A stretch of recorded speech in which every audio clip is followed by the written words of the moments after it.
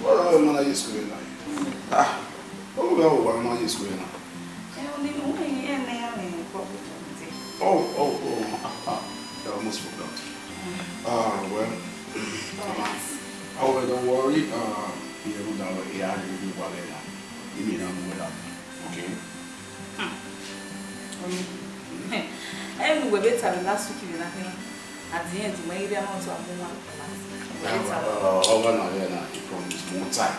Any time we are we don't we are going to do 1 year. I believe you. Okay. You look cute. Yes.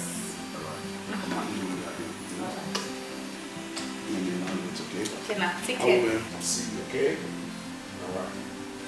Alright. Take care. Alright. Let's just go fight.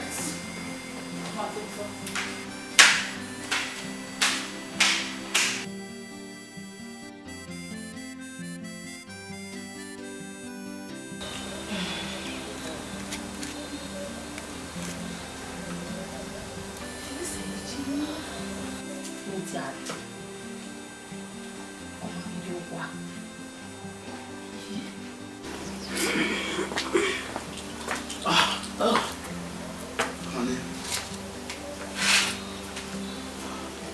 Oh yeah, how was it, night? I don't know what I give me now. Just a body. No dear. When he come out with them Zoom, you know, I called you on the phone. I know where he had a meeting with one of my clients. So my lads, my take him and I hold the meeting. So I go on for there. I'm only my one. Our driving that time we get the next thing I knew where Ojina was really and I was wild. Then your wife goes, driving that way. I was in here from 8 p.m. till 12 a.m. in my car. I'm not even police. I'm not even working on it. You look how I'm making out. No, hey, oh, I give me a word that was sitting after no open way. You know, I give me a word. Hey, man, okay, you know, what's you know how to kill. A client make him and what happened. You say, my dear, every girl now soon. No, imagine we have robbing me. He went that area, he had a rob, very more driving at the hotel. Any more I will see. Hey! Oh, God! Hey!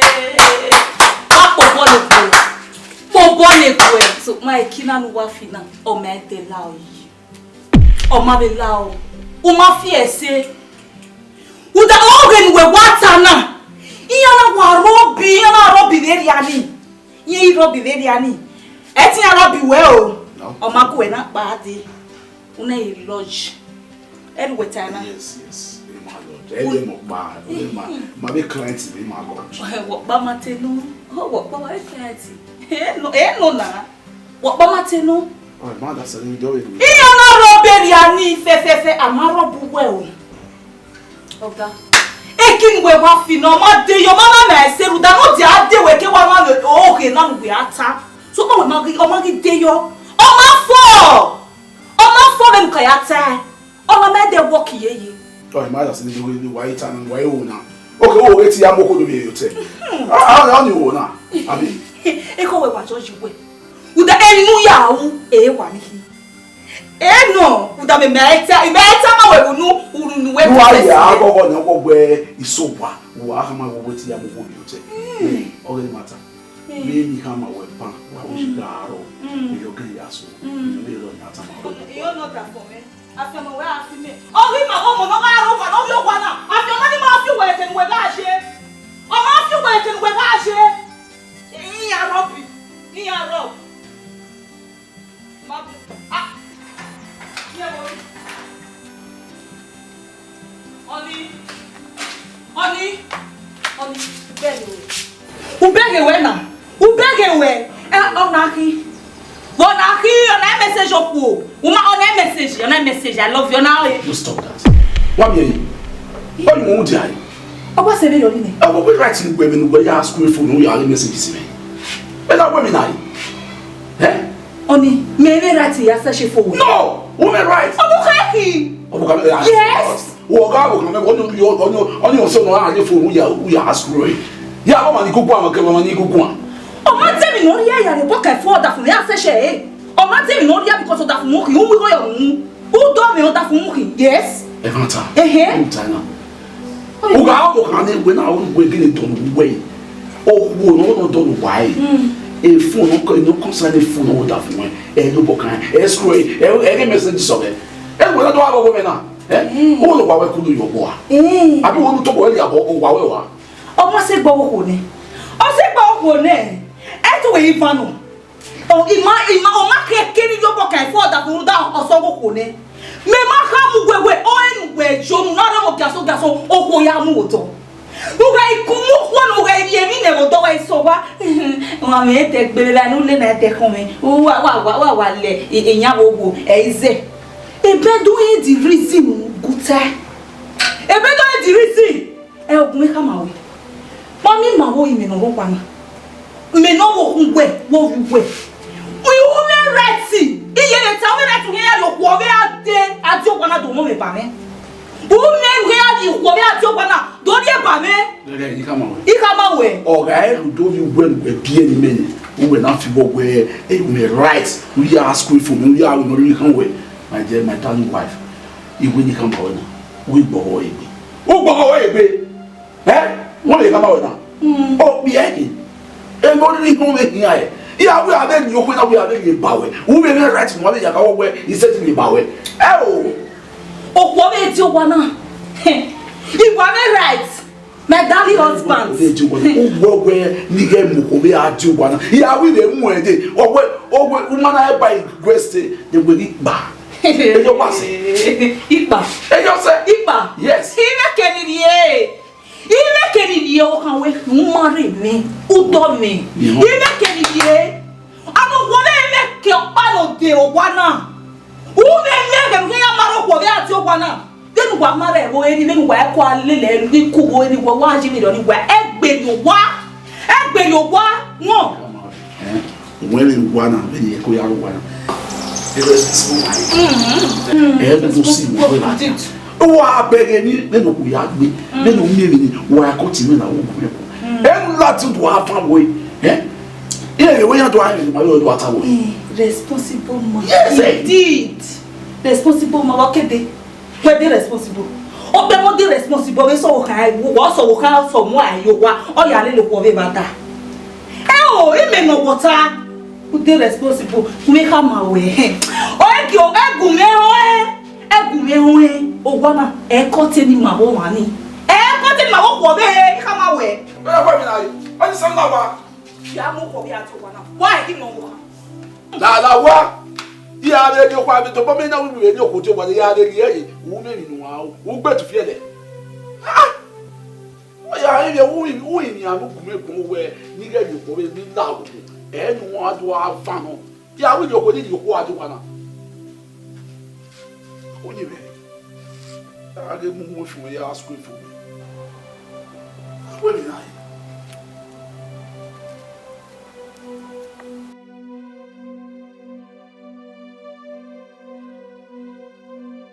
Ehi emehiri. Oni obi me. Okay, what by you worry when na joy arrive akwe.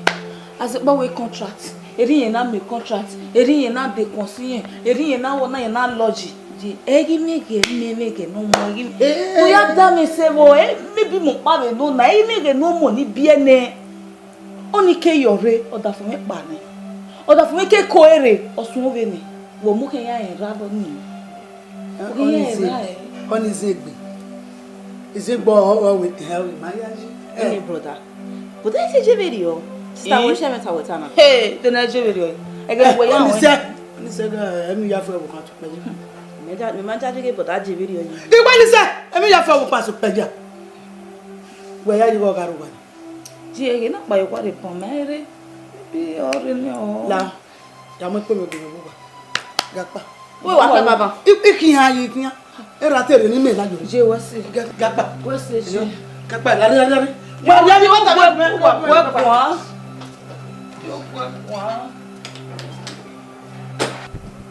Well, tell you la. Ah, we wa mati na we wash. Magana magana ba chi go wicked do we tell you. Sister. Oh, but that's my man now. Omo do atalo, zetalo, we dey brother munoko, e dey brother wono na, o watalo. Nwe na wa be ato me. Ta. We brother ni vetu akwe sister. Mo jana o. No he ni musise. O wa be amoko nyani. Nyega vana bi oga vana mija bi. Maga vana mi joga be accompli, o we do agwa na we o we adabo ri o. Wo ida eba. Ija. De bodari mundo ko. O no ko boti ma se oga le tu agbe. Ija, ta le ri e fo a. Sister, oga tu agbe. O e brother yo ya gbe a. E ve rogwa. Igoro, e vi ya fe gu e. Pede boti ma ni mo sese. E boda to zo o si osun. Oni se oda kana, odo akana. Vele wo kin boti ma nje. Ni o ko na rogwa. Oko no mu no ko ve vo. Se ma ni do mu e do va wa. Wọ́n kọ́pìlẹ̀ gbọ́n no wọ́n náà gbọ́ ẹ̀ náà ẹgbẹ́ gbé ọkùnrin jẹ́ òwá wọ́n náà yẹ kún mi. So wọ́n ní ìdíyẹ máa wọ ẹni bọ́dá wà ó wà gèlè wà support ẹ yọ if ni wa una uza ni wa dona we wa support ẹ yọ. Diza no dona ma do de na una ma mi de. How sister magi no wa ta video na we ga gbo na turn by turn no o we dey be ọmọdé wa kọ iwo.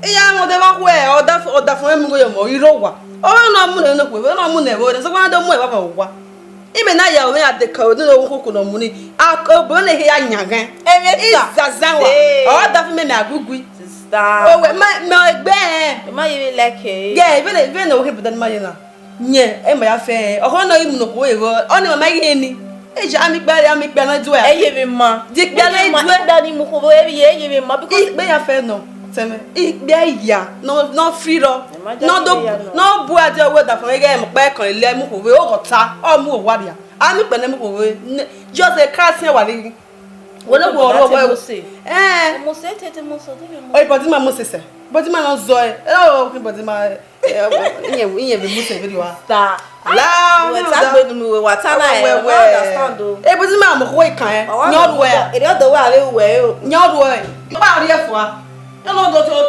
only some way to agbe yo pa yo ni la like dey inu e pa e la me o dey go inu e na ge fo that is e to agbe tem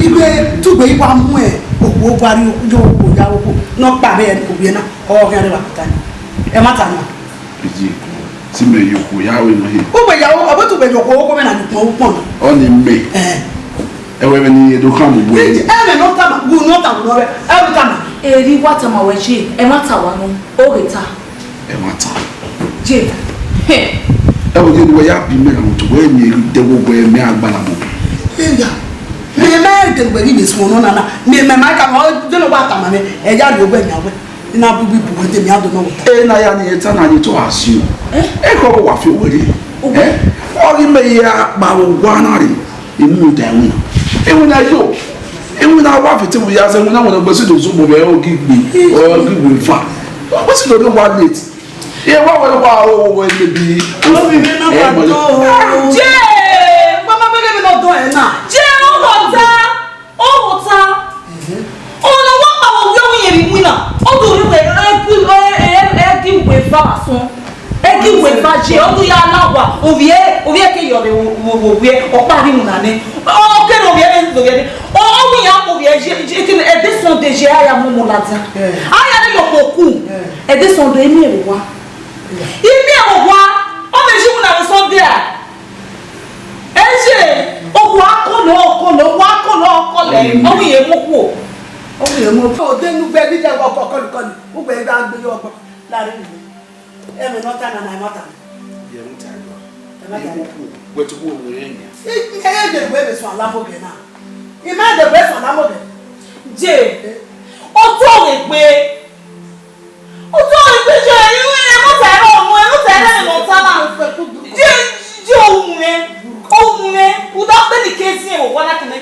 Okay. I tell you. I don't need you for it. You have call we have a message in me for it. Message the get back here. Oh, who not go in the hotel?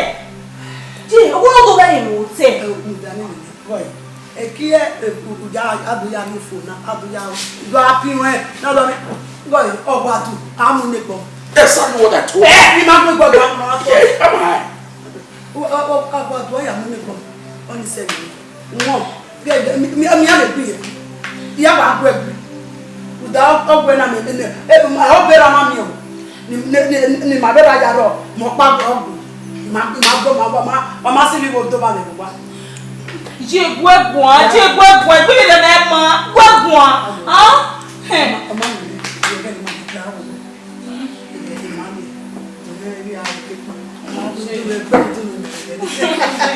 Àwọn ọmọ láti rẹ̀ fi ń tí gwegwa. Ìyọ́n mi ya gbogbo.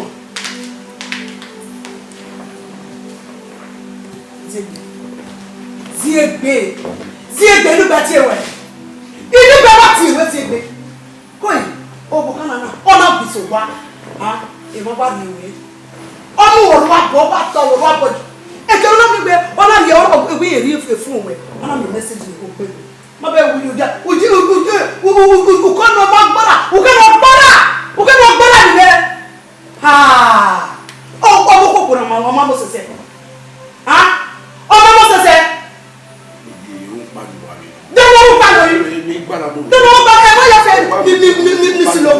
Nisi lobo amami obi yan o gbogbo na o do ya funfun ni ya funfun ni wa le ya bo wa ya segbe egbe mi na egedegbe le o egedegbe won nda be no do ya se ni baba ogun megbon e na ko no kiyan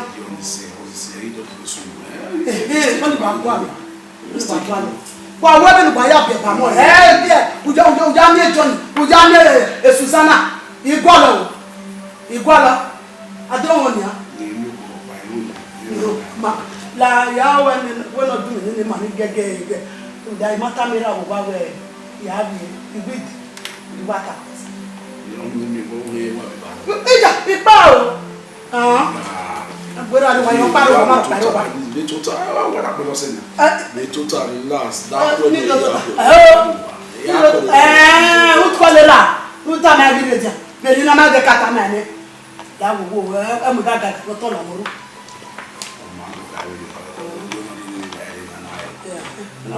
neme o ki se gbese ma na be ni e me no do ta lo ma mi Zegbo orogba e me no do ta lo ma mi unu me ni amagu na we ye de Zegbe ke we ni waru le bua igi seba go Zegbe abo kan o wari o wa bo ori ogbe Zegbe di o wa ya ede na be ti edu sala na we amomoje ogbo ogu gami Zegbe mi boya o kan na dori phone la te a message ni ko no muno na te ro Zegbe iwa ya fe no ko ya ma ya fufu ogbu e igbo ka gbegbe e so si gbe ene we no ni to anima e na ka be Zegbe na we Zegbe wa ti e na e wo e ri me gugbe gun ana ri de hello de Zegbe no o ya jo wa igwe no bu ya jo wa Zegbe ga de igbo Oma ire ma ge ere ma me sa da fun me ge ni me na gege edo ya ti ko ri ba me wo oni ni wa ta yo ni are ba egu aya ti ta lo ri de go be are ba egu pa pa Osana back and there. Na puere be now. Ami guy, I'm happy to see you once again. Let me check your day. Abi baby no ke ni ai gbe meri me je abi elele. Ke ni ri lion ni ale ni la. Free. Oga. Eyan o e wa yan ya ti be yan wa o ni ale ni ki ni o ni bi la. You know that time you don't get enough for us from self-concept.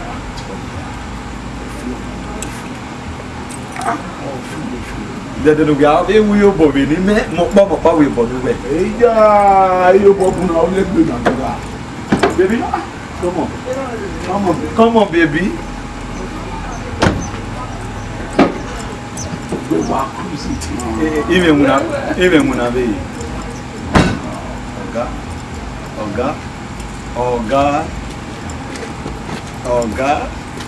Oghe.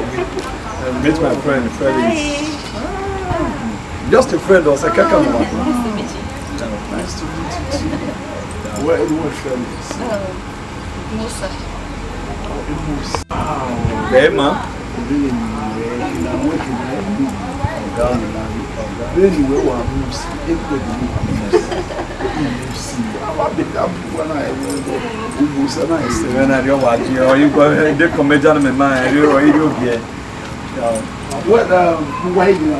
I think it's Saturday.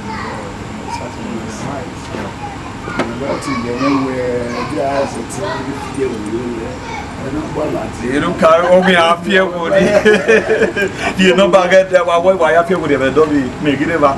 You know, baguette, the wood there, other workers in this area, they get a penny. But do we maybe now fear wood, based on you be as a friend. You can give a penny, number one, and I have to tell you I feel my own way paying another. Yes, now it's chilly. lucky you know, Magnet. I'll get where. Cada woman, the cash out of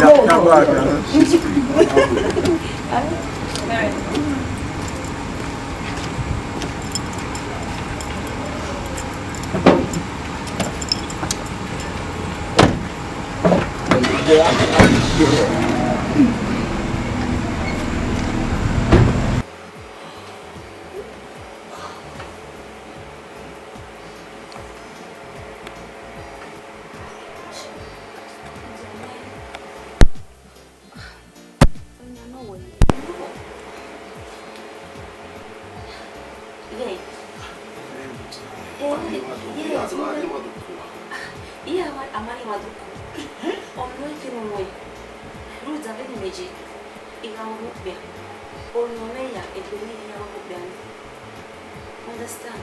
So you only where woman girlfriend or wife, what woman, who have a woman be a woman.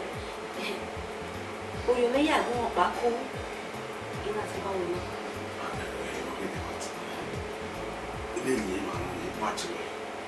He might marry, he might be a marble. Yeah, I'm not looking at me here. I love you from the bottom of my heart. Yes, right from the very first day you were in love with I'm in love with you. I promise you, be about you. No, I'm way away.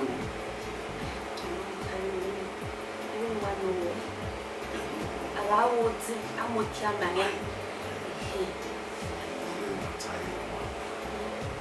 This is not nobody natural.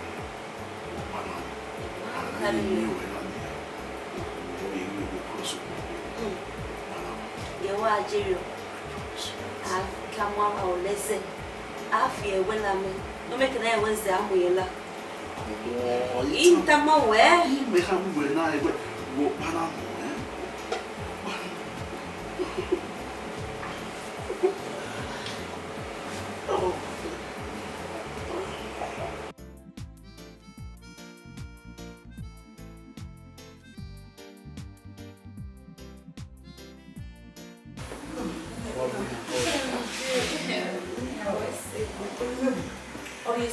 Yes. Oh, that is it. We might ask you to make it.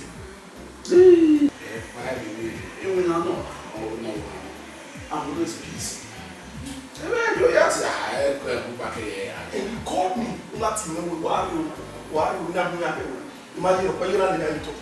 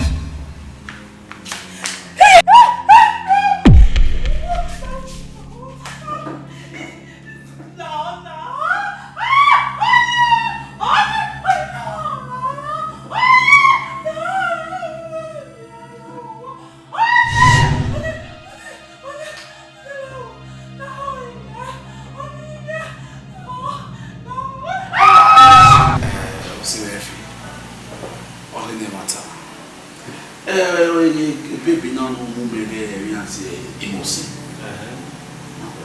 Again, there's something about that girl. The why I don't make again. It mean and me now. What do my family? They don't tell you. What are we now? Okay, where me again? You see. The other day, my way now normal level, normal thing, you understand? Now I mean, worse than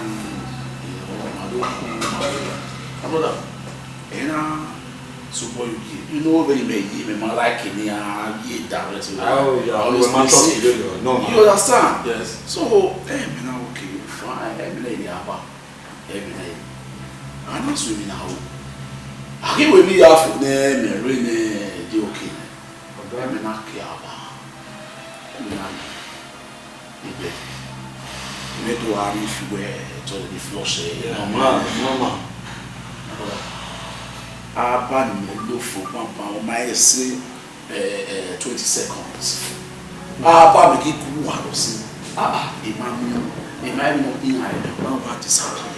Benin wetana Benin ba ko is it men dey o you my work now e go e really like me e go dey like you was one that's why you want to get now where we no party ke you e ya go na ke ni ati no wa asu be yo e mi na ni wa mi na ta e wa mi na make state ya mi na yo wa ya mi na yo e mi na you were my brother. Oh, you know where again that all say you will know most of them say you don't hear now again now. Oh my home and go down my like it is okay.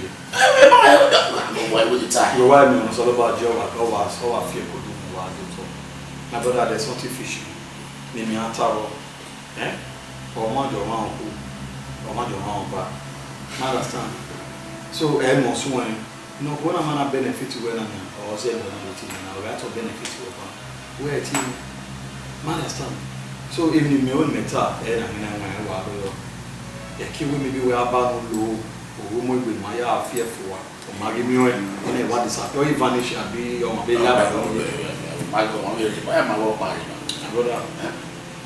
there's something fishy on you know, so all night and I really aware or Bokeka. Well, for me, my career is in a again. What I would like a man where I go to a one more sick be. Bill me, make out in the yard, I wear my cap, if I'm my bonnet damage. Due to the Yaka, mammy, they are okay. They are not work one. But, you know, you're not blown away. One more, just all I can allow them to go. Can't allow the boy. You are a man, you know what is good for yourself. When you remember where they get, they can't touch me all down. Even where one or I don't know in my head or what's it why you are there. I guess understand. Are you being free? The way we are no water to the extent of the moment where the where you go. No, I told them. Hey, my way yes in You didn't have family where you do. Yes, now. When I went baby, you are. Why did you move back? They get the news to say why we are coming and we move. Felix is baby. Hey, Felix. We're baby.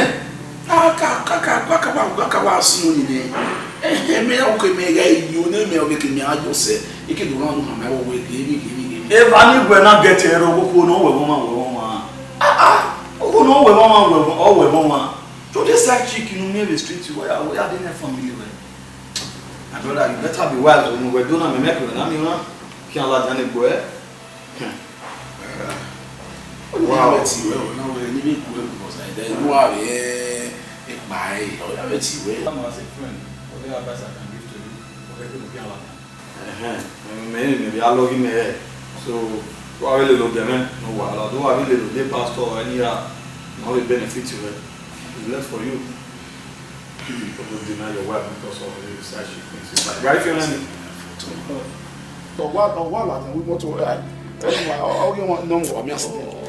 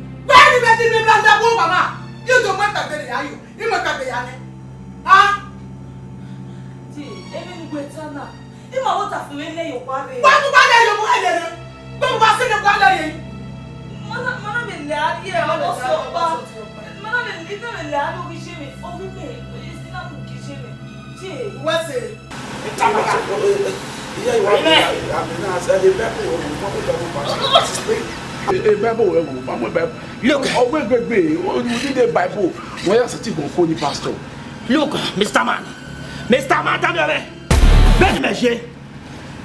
pastor the Bible. I don't use Bible. What is the pastor of Binokwa? I'm a man of war. What is that? I don't remember my pastor. It's a Bible. Yeah, Bible once in a week. It got a Bible once in a week. Everywhere goes square.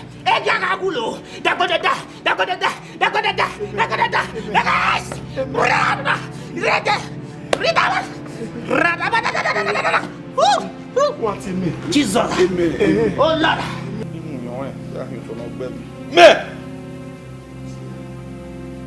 Papa no me ame foi bom e sete tele papa coco.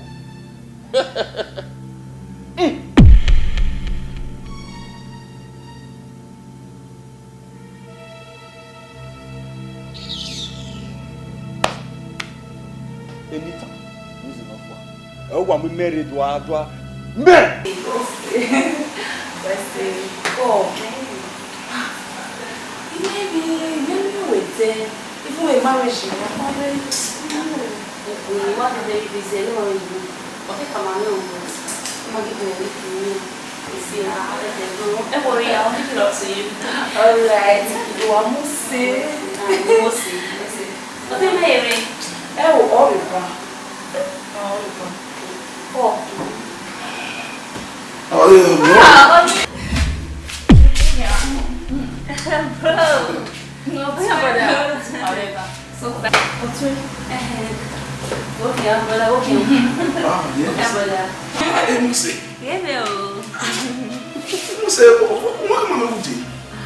I just want to catch on our way.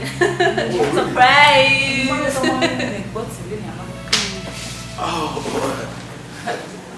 Okay, we're equal, my partner. You see, if no say when I'm come away, do you so you understand? So the last time we were going the test it on that wall. Very correct. I don't mean ask you, mommy. I think maybe you be out now. oh, man, you're going to see. So, most that movie. I go around. That's why I have fever, but it's okay now. Oh, I will respond to that.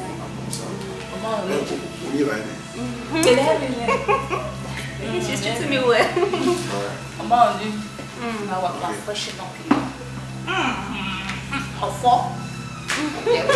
Keep going. Okay, talk to you later, bro. I love you. Honey.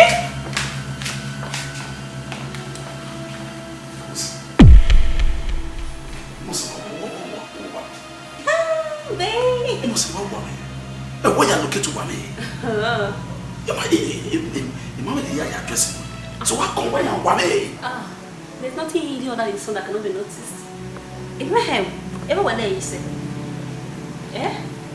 So when I'm one of you, oh, everyone there is. Everyone late, you now will make it getting me wet. Go back me well, eh? I said that you will deny your child. You have a child and you lie to me. Who became? Eh? Oh. You are playing with fire. Who had tried that could can't child at me? I will show you what I'm made of. When ya come over and Miss Keke, that is a mimi.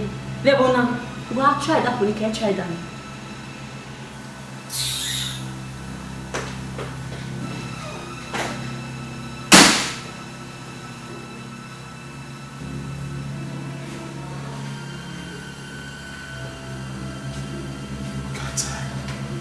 There's something about this girl. The way I'm worried.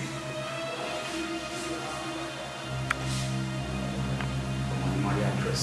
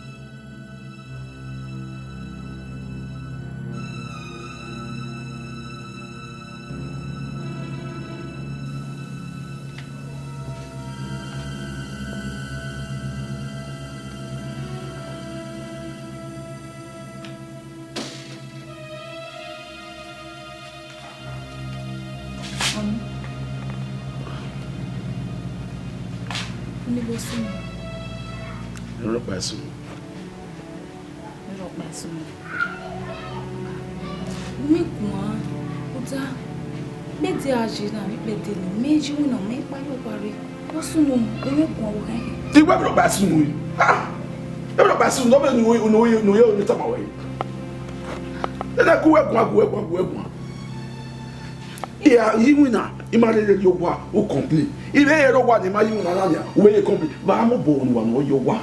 Eh? Well, one or your wa. What's soon. Every look by soon. Now we make bagui. Let's agree. Me damn ya not that for me where was soon. Do that be young dia nedia di be dia jina. 3 days, 4 days. Imagine now. Now just keep quiet and get inside. Lava. Lava be. But they are the my juna. What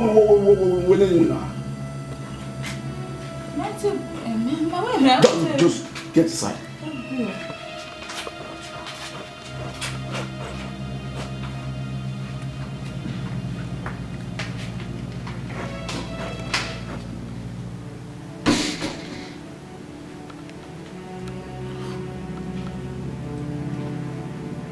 Now you're women now. Why you promise? Oh God. So about to be away from you.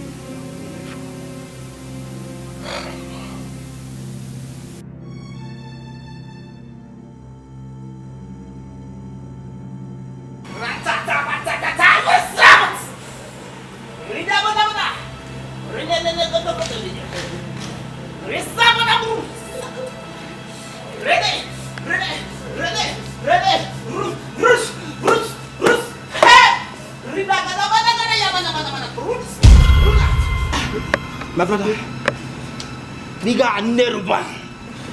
I saw demons in this house. Demons. Rikata Yamana.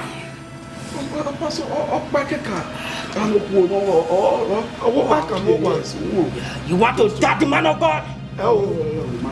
Look, a demon of Miani, only a good physical. You know, a Kanama cannot see the things of spiritual. A Kanama, when he went to beg me, not beg a spiritual. What is that? Benin Movie. The Lord spoke to me on a Ramawa. He begged me, I don't know what I need. That demon in there. How? Rigada. How? Leda.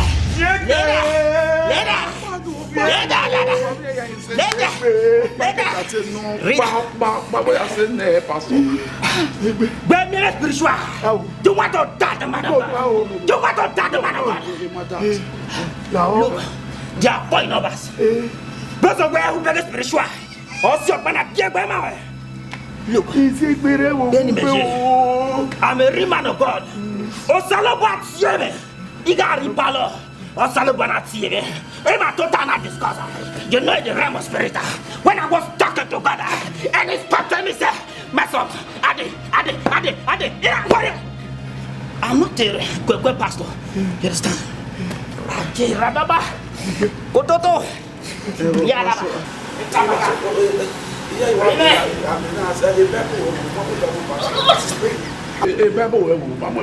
Look, look, Mr. Man, Benin Movie, it better pass on the Bible. I don't use Bible, but as the person of Binogwa, I'm a man of war. What is that? I don't remember even a pastor. It's a Bible. Yeah, Bible once in a week. It got a Bible once in a week. Everywhere goes where? Egagagulo.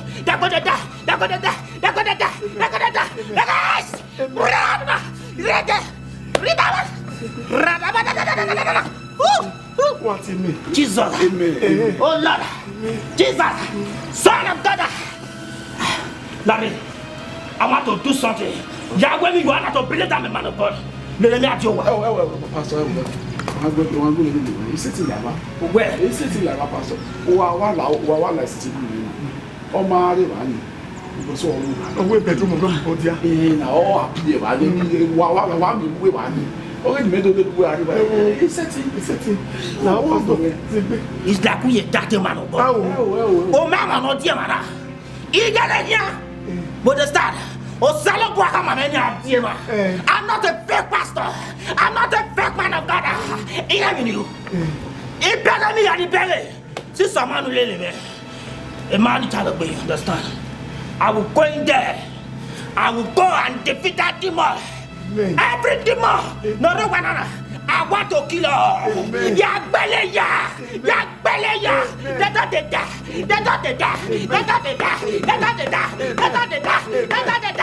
Wait on me. Fire.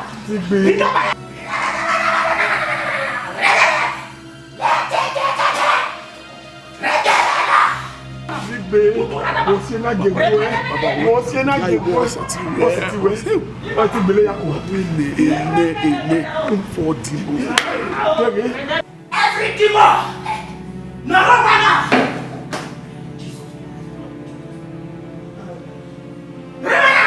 No one. I'm bigger than this. Everybody must know the book of Matthew. I'm not telling you better enemy. So when the demon, look, if I ran away, a demon is stubborn. If a demon and the cat deal with the other, it deal with the other the book of Revelation. All of the devil Matthew. The devil, you know the way I live in Matthew anyway. But I guess someone I better will stop a demon. You know we're not going to use the book of Zechariah. You are stubborn demon. Every demon in the banana. What does receive it. I'm going to defeat you.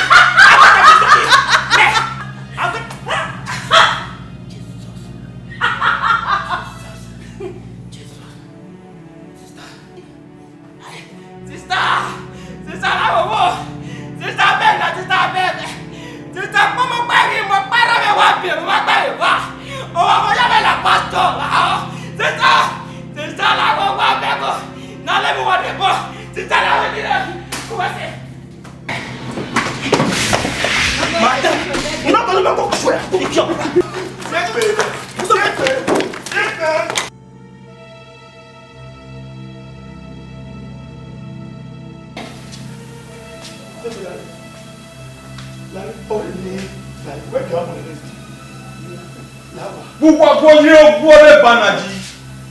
Huh? Larry,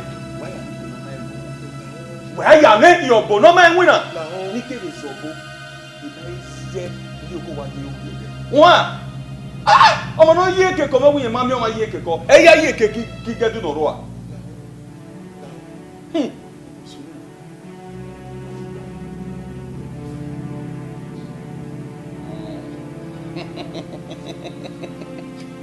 Evi James Beno gidinya kan. Beni ya ne me mi ya wore ma o dik ba kuma no ra me ma o ni so kuma beni ya nejinya. Beni ya nejinya. Ni no ro. Kwa beni tana. Ima ye ya wi guy. Oh.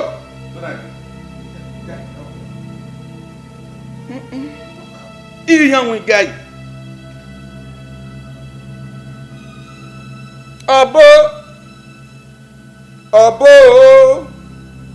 Obo mami oriri gwa bonenya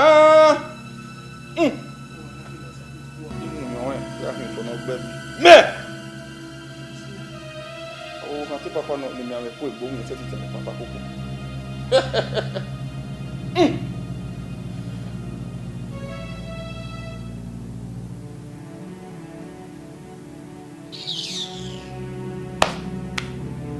anytime wa mi married wa me agripa be to me na here gbe ni ni ya fi owo la wa na don't la wa na or ye owa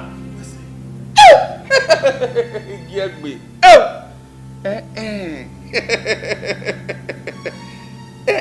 iya we mi no ra no se no roke so pa mana ni roke ma ni peta ni ye ibere me na we no roke o se no ra me egbon ri ma ofiji ni we Larry, you will not get it.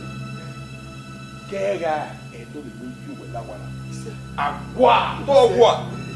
Me, I said, no, Panobo. You wouldn't get me, I wouldn't get me, and there what we do. So, Papa, you that you bike can again. What do you have to do? I said, what would do? Balloon, they are not one. He said, Bobo makiri kizo ko na ize ni ko ba ni ko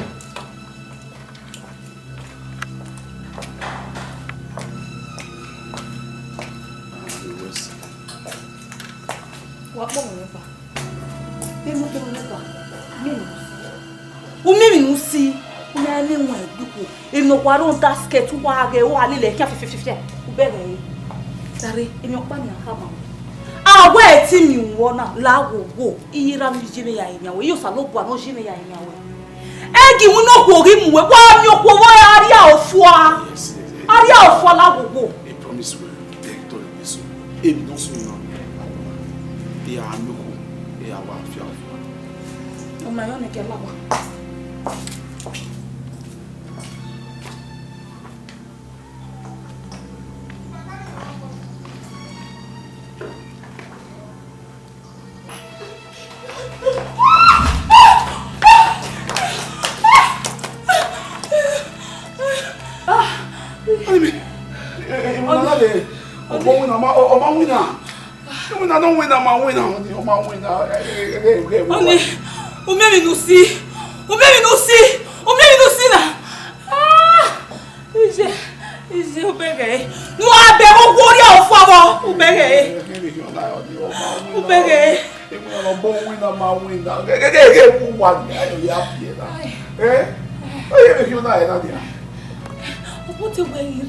ukibona miwe no bona draw ege no bona do we wo se o mana apie ege ni ana miwe ege me ya po mo pore ne na e to apie de me ya de po boy ata ma we ma ye to mi e wo kwa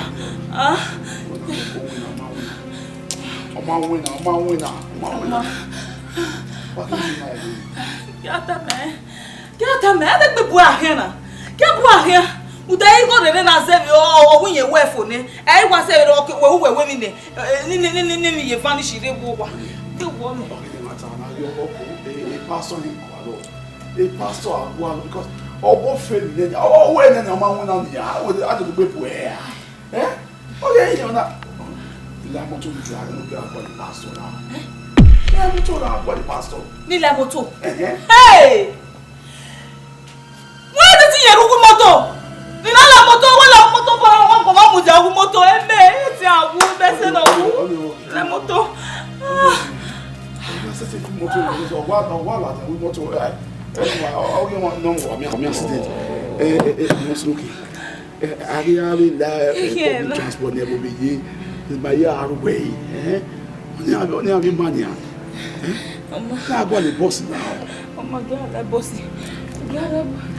Oni epume ruo kwa efume se for be po ayo o han ki me we la la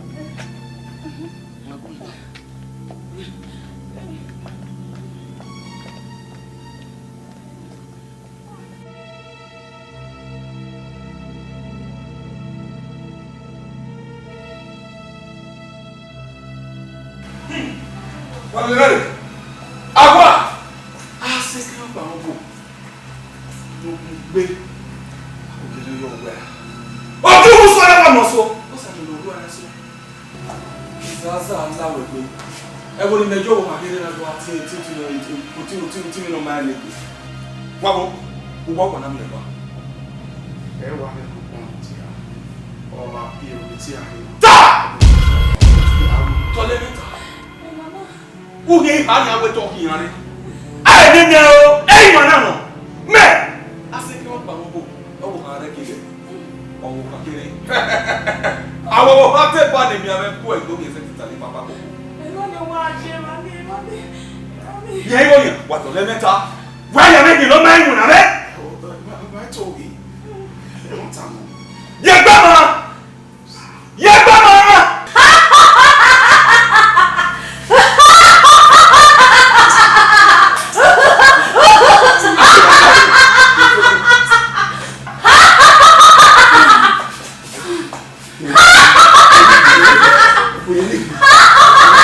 Don't get out your job here.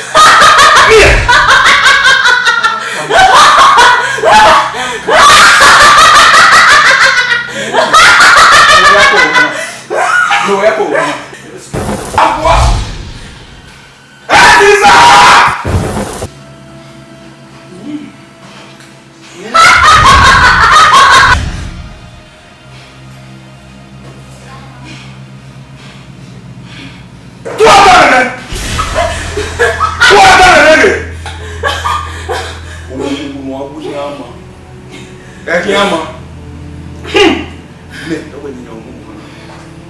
Ya tama we nyana we we na ari eri. O fi do e kwa.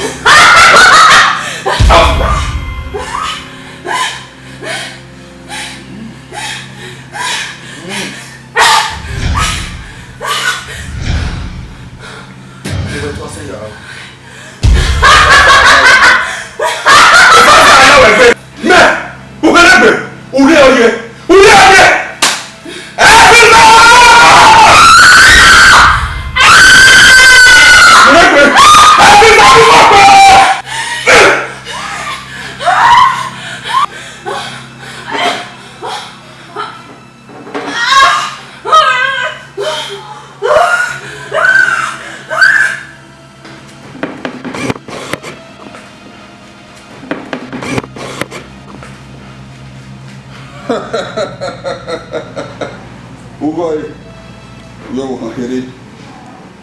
No ati eko wa ya lady wa akwo yo kwere bu wezeli. Nti okay. Nti okay do de da sike ogba no bo. Ya na ejuwe. Ya na ejuwe.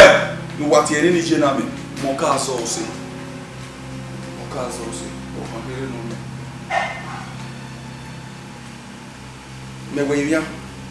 Mewe nya onari mu bia. Iwe akwa be iwa wa. Iwe. Dem is say mapio mo no di uwe. Agwa be iwa. Bare. Dem no abu makere. Ya iwe yuwa. Uga o ko lu bi. So mo kere bi. O ko ni bi egwe na no mo egwere. Wa lo na ri wa na bi no mo egwe ni o ma mure. O ma na mure. Imam egwe. Iwa egwe nge. Wa leru.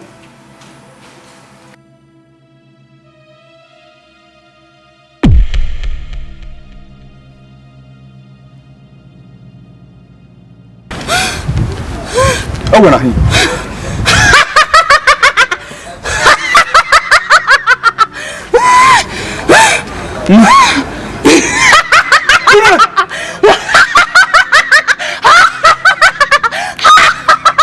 Me voy a hacer que vea. Urogbo lega. Ena yi won Uwadiae. Wa yo mo ri gbogona bo. U fo ye de. Wa degbenu bai. Degbenu bai.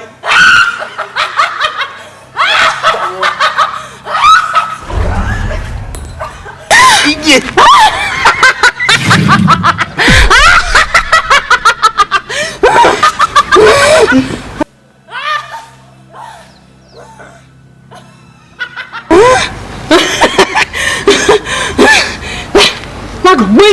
Comme ça.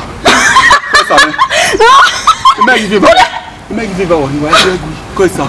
C'est ça là où c'est ça là où ouais tu sont mis il y a ce chose.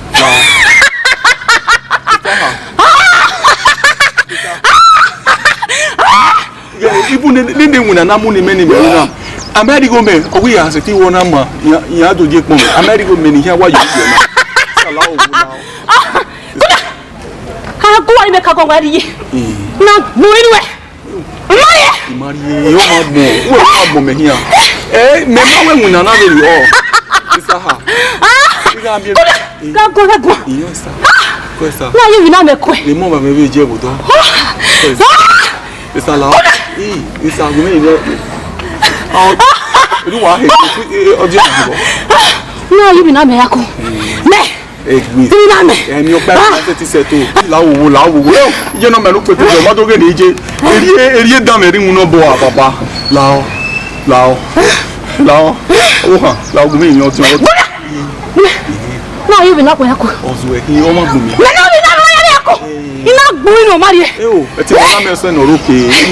Yana, and I'm your own. But I'll not do not beg me. Okay, I'm here. Where's it? No matter what is that,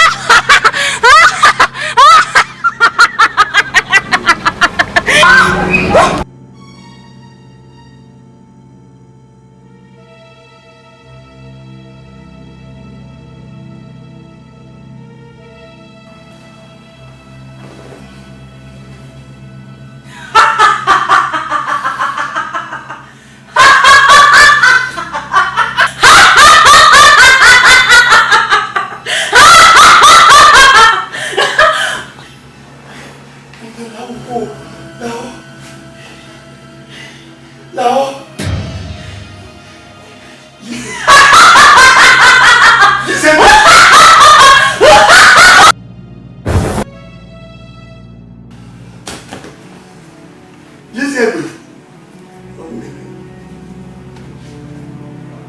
Jizegbe. Jizegbe.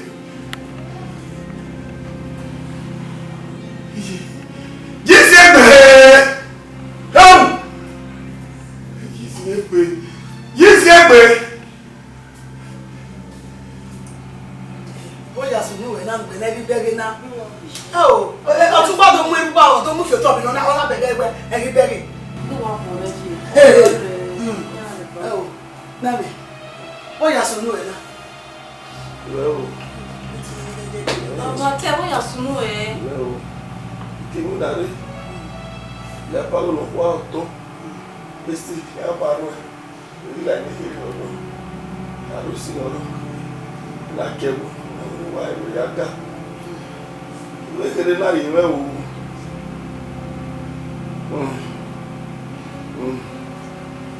Mehige. Lekere no ri menu. Gbimi na ni o ma su. Me la to bi ma di no. Me wa ra o pa. Me o ya so. Me lo ya o fi na ti gbe fa so to. Ni ẹni no la. No la wo. Una ni e. Gbe ka won ya. Ma o. Wo de mi ya na wa yi mi e. Ami pe iwe re. O. Ti bona kede yi. Are ni oruba, ne tu ba roba, wa ga e no sunu na. Du abere ni. Wa abere ni ya. Je o ni atana. Ni otana. We o be go tun wa no to ni. Ni ko bu ma je bere ni. No, the hospital am na ri na do mo ri. Segbe wo. O ma ere. Ko e pe ni ya ba. Ba baba. Ije. Gbe di se gbe ni na do mo ri. O re ba. Ko se ko yo ba na. Na le ba. Ko. Gba gadori eno ya, no ya ku ene si ni ke. Come on. Ai to ba lo ko pa le ni. Ko. E wo ke ka ye ya. Baba ko. Na le pe. Pe. Ya ka Ti ti. a Ko. Ya ka ti fi. E ori eno ni. Ko. Awo. Na ke meru ba lele hospital lele ya fe gan. Wa mi tun ba mo so mo kan ma. Wa mi o nya. Oh. Ni o ba se na gbo. O ba mi o te ni ajo na. Bele o ai mi re de. Era ma gba be fa. Era ru a o. Na o ke gba ke ha de. Na ke meru ale mi la mi. Ma mi o tun me bo kan. Ni ma o ga e wo mi. Jizegbe. Ai ti me. Ati me ga ebe na ya ye na Na to na pe o na na to na. Mo. Baba me Ba mi se e bi ba na. Mateo ni tamawe. Gumegun a de mu ma mu ta mani. Segbe ibi o wa, segbe ibi o wa. Ugbe. Obe sme, obe fe ni ka ba wa mo e. Ai. Kono mu no. Kono mu. Sina. Hey! Ije ne. Ikia. Mo pastor ari wane. Ume pastor ari baba. Nati ni atwefu. Ya maseti. Oruwa na. Ije. Uba ka de ke de no be ba to ta jina. O fi e na be ba to ta ni na ta mi me. Na me. Ije ne. De ma ko ko ra no re ye ko na. Baba ije o so ma ta. Ije se pe mo. Ije pe mo. Brother Teme gbe wo. Ti o be brother na. Ite ya ma to ni apopo ni o. Mo ma ri apopo ma anu lo ye popo nana. Anu lo ye popo nana mo mo abo pa. Mo je ya ku. Mo yi ti si apo. Ge ni a do to ta gba ya fe fi boko. Ise gbe na mo re ni ana. No tell me na we, no tell me na here. No tell me na Je on se. Oni se je. Baba o bo so mo na itakere ade. Era gbemegbe. Era gbemegbe.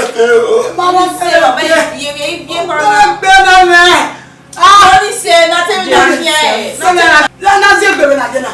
Go Power money go be omo gbo ka kan waru gbebu. Emi sunu ni ya. Ize gbe ma tanti ene tamale se mi je. O to ni be gbe baba ma le se me tamale. Ah. Ba mo gbe. Ye ti tolo. Ba mo gbe. Oh. Iji me isake no no e. Ize gbe la kina. Ize gbe ni mi ala ta gba ti gbo wo gba mo gbo.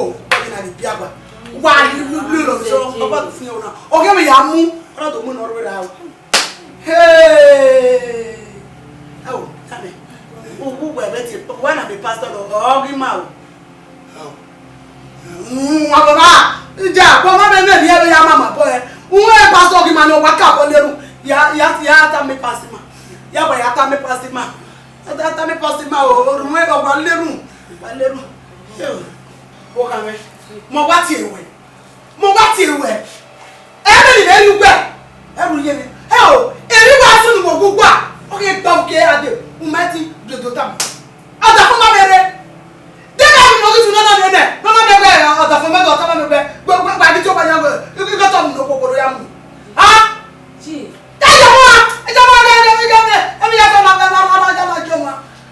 Gee, tell me, don't look one. Oh, my master, the other Tanoma.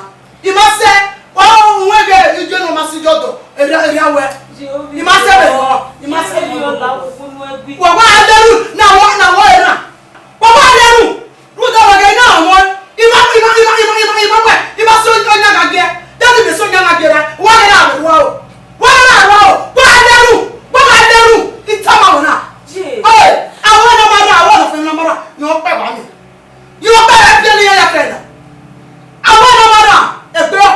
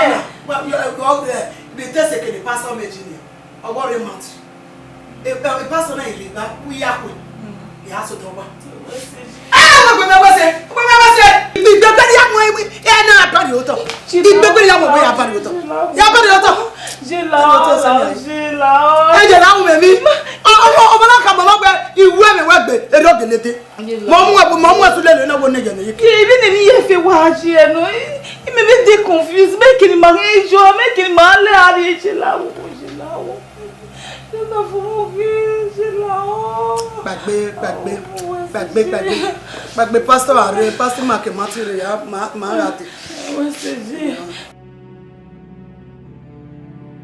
Pastor bobe. Pastor. Obami. Erero mo wa pastor. Da fome. Egi begi. What's the video? Oh, we no pe a. Ta wo pa ni wa ni. Imanya mu no ya mu o. Oro da foma o.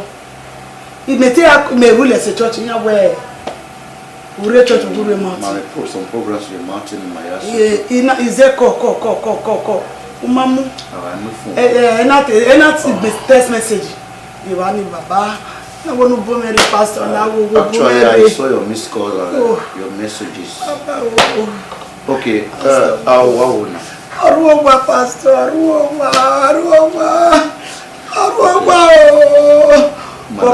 Madam Onise. Rebecca, where am I going? I mean, you buy can.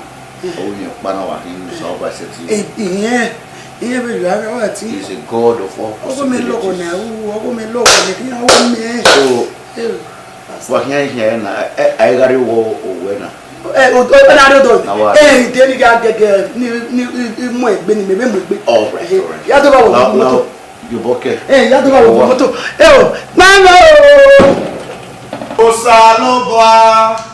Oghe Laisha. Osalobwa. Oghe Laisha. Mwerere, mwerere, mwerere o. Niya weya no legama. Hallelujah. I mean your plan is over. If you don't want to, away only in hotel me, I'm not a weird. I'm not your body. You don't want to Isaiah said so. We have the way it shall not stand and shall come to pass. Then you may give me more. You cast me. But I have been.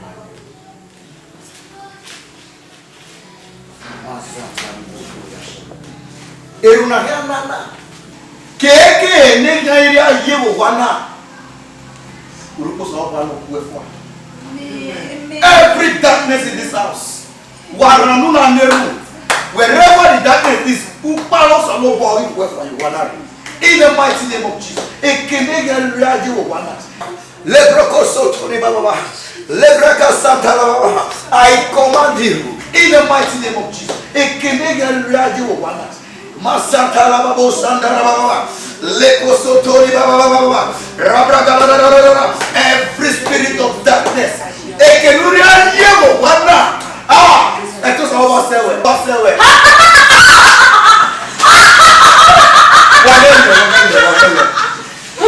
Oh, yeah, Bema. Who is it that fear the word and it cometh to pass? Okwana, okomeno. Imoya okwana, okomeno. Osanudazi. All time in the book of Genesis. In the beginning, God created the heavens and the earth. Didn't you know why thou shalt not commit adultery? I will not better no wonder. Never mokoya okay. Okwana no wonder. Never do more better than that.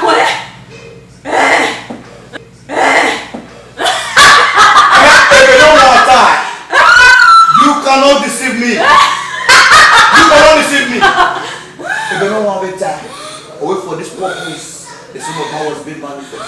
Now, even I destroy the works of darkness, and whosoever the Son of Man shall set free is free. I know the God in the book of 2 Corinthians, when a man be in Christ is a new creation. Behold, what is becomes new. But they don't ever take it away. Give what belongs to Caesar to Caesar. I'll go alone. I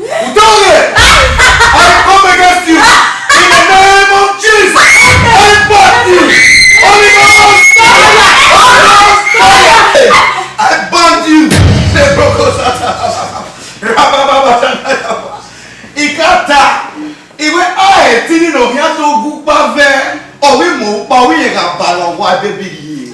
E baby into her. Thank you, Jesus. Thank you, Jesus. Make a you thank you, Jesus.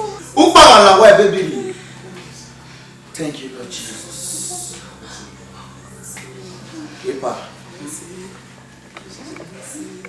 Father, in the name of Jesus. Amen. I pray you receive your sense. Amen. Keep back. Thank you, Jesus. Thank you, Jesus.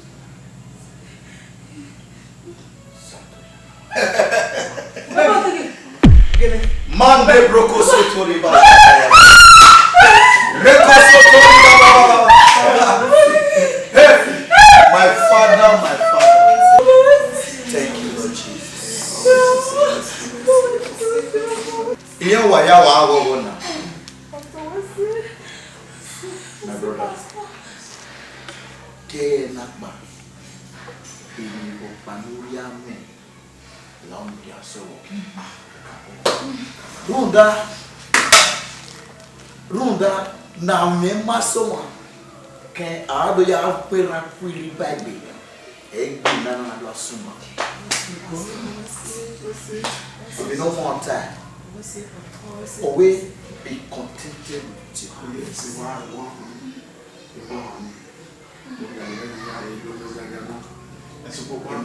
Okay, if you don't sue my pastor, every time, you don't sue me. Thank you, Jesus. Wow. Lord Jesus. I will make it. If you don't want that, or when heavens rejoices, the old angels in your world, oh my soul, got repented. It shall be permanent in your life. Onyaga neri muyo wana ya. Beniakbana nyatuya. Amen. In the name of Jesus. Amen. The Bible says affliction will never rise. Say whosoever is set free is free. It is finished. Uwadiae Baba. Uwadiae Abujime. Abujime o. Uwadiae.